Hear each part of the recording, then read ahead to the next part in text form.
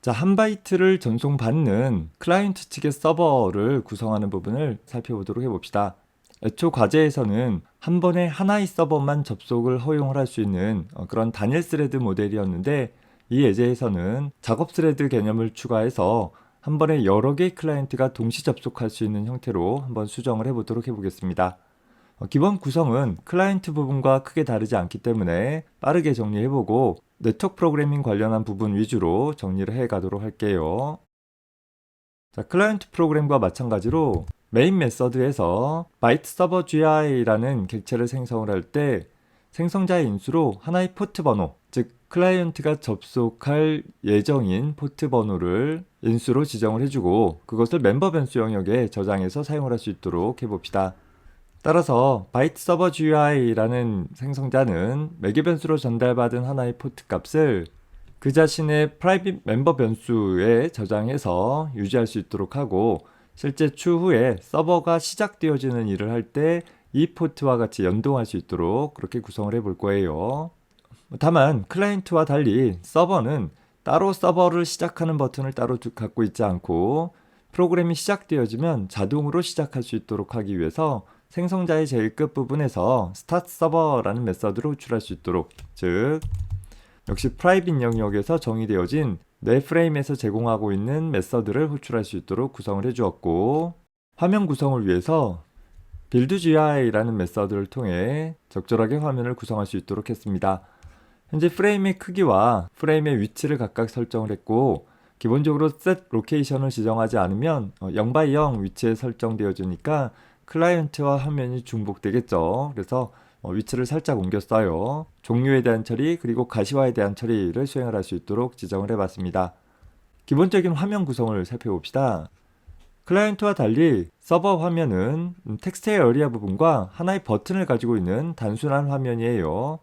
따라서 굳이 패널들을 두지 않고 프레임에 직접 부착해도 상관은 없으나 나중에 확장성 있는 프로그램이 될 수 있도록 하기 위해서 이 파란색 영역, 즉 텍스트 에어리아가 붙은 패널은 Create Display 패널을 통해서, 이 분홍색 영역, 즉 버튼이 붙은 패널은 Create Control 패널을 통해서 생성하고, 그 두 개의 패널을 현재 프레임의 위아래, 즉 수직 방향으로 배치하도록 하되, 이제는 그 크기가 서로 다르죠. 따라서 보더 레이아웃을 갖고 있는 프레임에 직접 부착하도록 해볼 것이에요.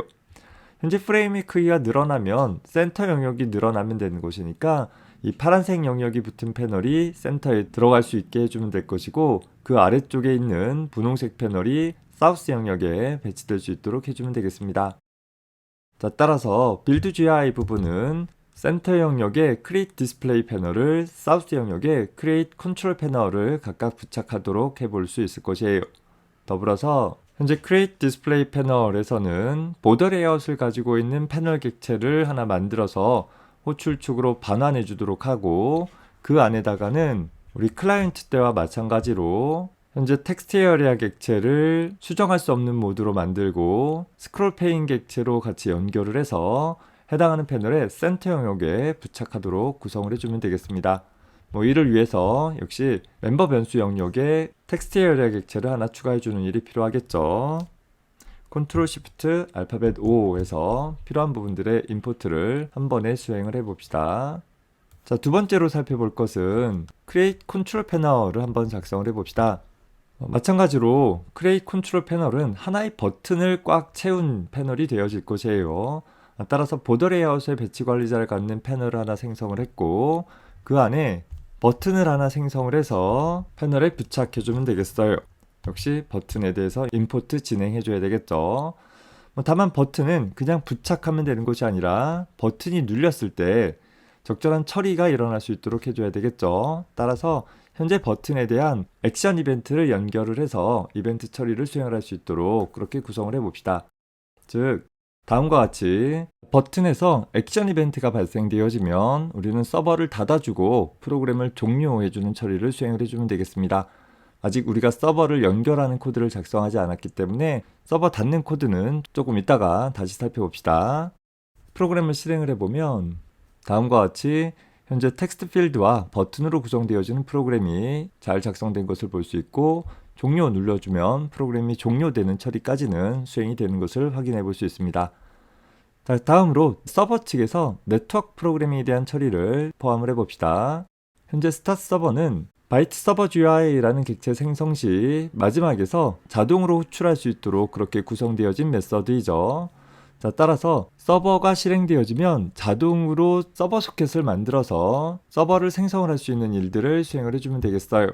자, 이를 위해서 메인 메서드에서 객체 생성 시 지정되어진 포트 번호를 기반으로 해서 현재 서버 소켓을 생성을 할 수 있도록 그렇게 구성을 해봅시다.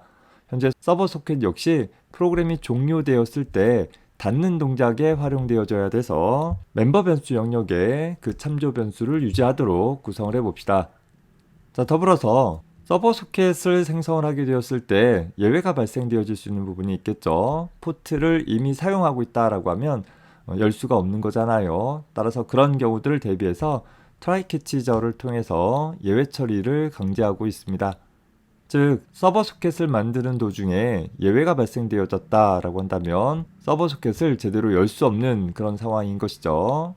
자, 그러면 포트가 이미 사용 중이다 라는 오류를 표준 오류 출력 창에 출력을 하고 프로그램을 종료하도록 그렇게 구성을 해봤어요. 서버 소켓이 제대로 만들어졌다라고 한다면 현재 서버가 잘 시작됐다라는 정보를 텍스트 에어리아에다가 출력하는 일을 해볼 거예요. 자, 다만 서버 측에서는 텍스트 에어리아 영역에 출력하는 일들이 자주 일어나게 되어져서 다음과 같이 프린트 디스플레이라는 메서드를 하나 두었어요. 현재 출력하고자 하는 문자를 전달받아서 계획 문자와 더불어 텍스트 에어리아 영역에 추가 출력할 수 있도록 구성을 한 것이죠. 다만 현재 이렇게 출력이 누적되어 갈 때마다 자동으로 스크롤 처리가 일어날 수 있는 효과를 얻도록 하기 위해서 현재 카렛 포지션을 현재 텍스트 에어리아의 문서의 제일 끝으로 이동할 수 있도록 처리하는 일을 부가적으로 해봤습니다. 꼭 필요한 부분은 아니지만 현재 출력되어지는 내용들을 좀 더 쉽게 확인해 볼 수 있도록 조치를 취해 본 것이에요. 즉 서버 측에서는 서버 소켓을 생성한 후에 프린트 디스플레이라는 메서드를 통해서 서버가 시작되었다라는 정보를 화면에 출력을 해주면 될 것이고, 이후 서버 소켓 객체로부터 accept 메서드 호출을 통해서 클라이언트 접속이 있을 때마다 클라이언트 소켓을 하나씩 만들어낼 수 있도록 그렇게 구성을 해볼 것이에요. 이 클라이언트 소켓이 실제 클라이언트와 통신을 담당하고 있는 그 소켓 객체가 되어지겠죠. 따라서 소켓에 대한 참조 변수 하나 추가를 해주고, 클라이언트로부터 연결이 잘 이루어졌다라는 것 역시 print display라는 메서드를 통해서 출력을 해주면 되겠어요. 자, 그리고 클라이언트 소켓을 얻었다라고 하면 그 얻은 클라이언트 소켓으로부터 스트림을 통해 데이터를 읽어서 출력해주는 그런 처리들이 필요한데, 그 처리는 우리 앞선 프로그램에서처럼 receive messages라는 메서드를 통해서 처리할 수 있도록 구성을 해볼 것이에요.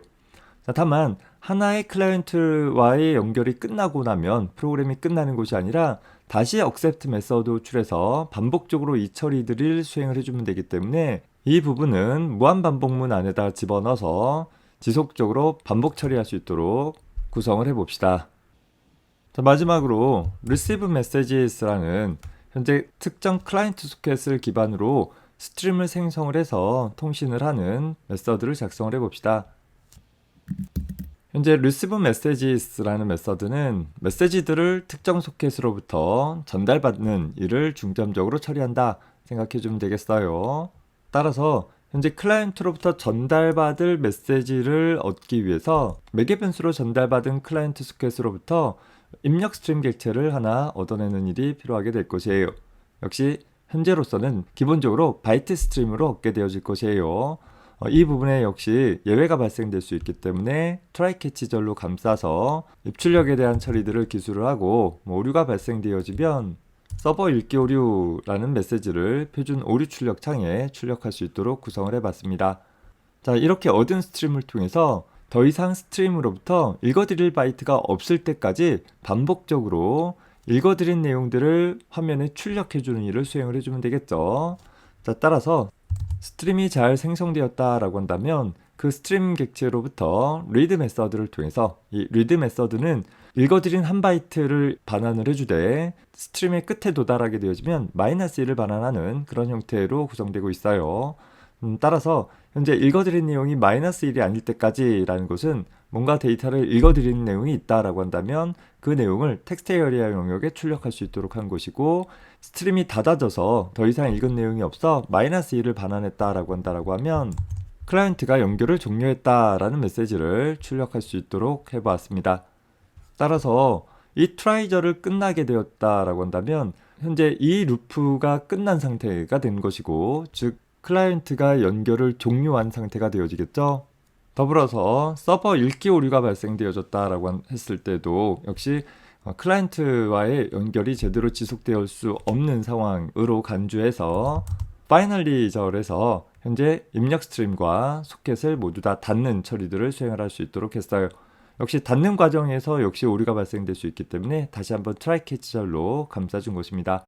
따라서 입력 스트림 객체는 현재 트라이 블럭 안에서만 선언을 해서는 사용을 할 수가 없겠죠.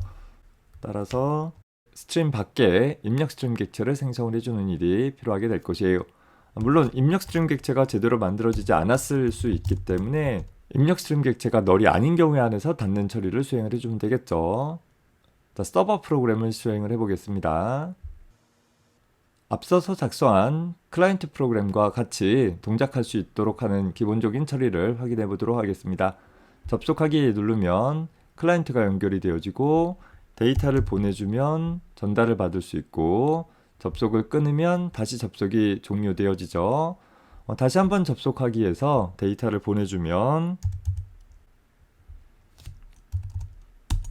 얼마든지 데이터가 전달되어지는 것을 볼 수 있어요. 자, 그런데 여기서 바이트 클라이언트 GI라는 클라이언트 프로그램을 한 번 더 실행을 해봅시다. 즉, 두 개의 클라이언트가 있는 것이에요. 자, 두 번째 클라이언트에서 서버에게 접속하기 요청을 보내주게 되면 접속이 됐는지 안 됐는지는 잘 모르겠어요. 그런데 서버 측에서 새로운 연결이 되었다라는 표시가 없는 거 보면 접속이 되어지지 않은 것을 확인해 볼 수 있겠죠. 여기서 우리가 어떤 데이터들을 쭉 전송을 한다라고 하면 클라이언트는 서버 쪽으로 데이터를 쭉 보내기는 했지만 그것이 서버 측에서 실제 처리가 되어지고 있지는 않는 것을 볼 수 있어요. 예를 들어서 첫 번째 클라이언트에서 데이터를 보내면 그것이 처리가 되어지고 있죠. 자, 이 상태에서 첫 번째 클라이언트의 접속을 끊게 되어지면 어떻게 되겠어요? 연결이 끊자마자 두 번째 접속에 대한 연결이 accept 되어지고, 그리고 내가 보낸 내용들이 그대로 전달되어지는 것들을 볼 수 있다라는 거예요.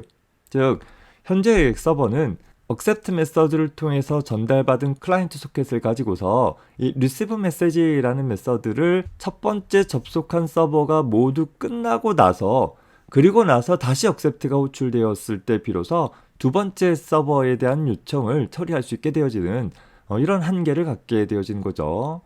따라서 이 부분들을 해결을 하기 위해서 우리는 서버에서 accept 되어진 클라이언트 소켓을 가지고서 실제 클라이언트와 주고받는 일을 현재 스레드에서가 아니라 추가의 작업 스레드에서 처리할 수 있도록 프로그램을 바꿔주면 이제는 동시에 여러 클라이언트에 의해서 통신할 수 있는 그런 서버가 될 수 있을 것입니다. 자, 따라서 현재 스타트 서버에서 현재 accept에서 얻은 클라이언트 소켓을 처리하기 위한 receive 메시지라는 것은 현재 메인 스레드에서 수행을 하는 것이 아니라 별도의 작업 스레드에서 수행을 할 수 있도록 프로그램을 수정을 해봅시다. 자, 이를 위해서 스레드 클래스로부터 상속받은 클라이언트 핸들러라는 클래스를 하나 정의해 보려고 해요. 물론 작업 스레드를 만드는 방법이 두 가지가 있었죠.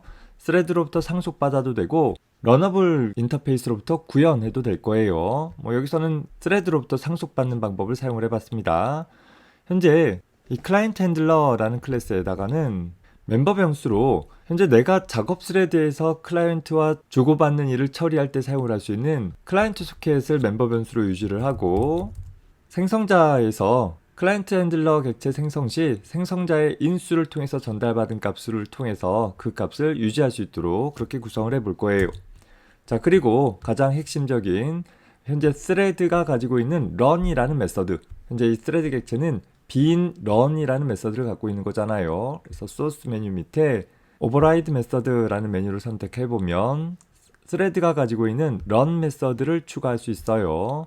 즉, 이 run이라는 메서드를 오버라이딩 해주면서 이 안에서 해줄 일이 바로 우리 앞서서 작성했던 특정 클라이언트 소켓에 대해서 receive message라는 메서드를 호출할 수 있도록 그렇게 구성을 해보고자 하는 것입니다. 물론 이 receive messages라는 메서드에서는 이렇게 반복적으로 클라이언트로부터 메시지를 받아서 출력하는 일들을 하는 것이고, 그 연결이 모두 끝나게 되어지면 작업을 끝마쳐주면 현재 클라이언트와의 연결에 작업을 끝마쳐주면 되기 때문에 별도의 반복문을 갖고 있지는 않아요. 이 런 메서드가 끝나면 현재 작업 스레드는 단순하게 끝나는 처리들이 일어나게 되겠죠. 따라서 스타트 서버 쪽에서는 receive messages라는 메서드를 직접 호출하는 것 대신에 클라이언트 핸들러라는 스레드 객체를 하나 생성을 하고 스타트 호출을 통해 가지고서 작업 스레드를 구동하는 일로 구성을 해볼 수 있을 것입니다. 저장하고 서버를 실행을 해봅시다.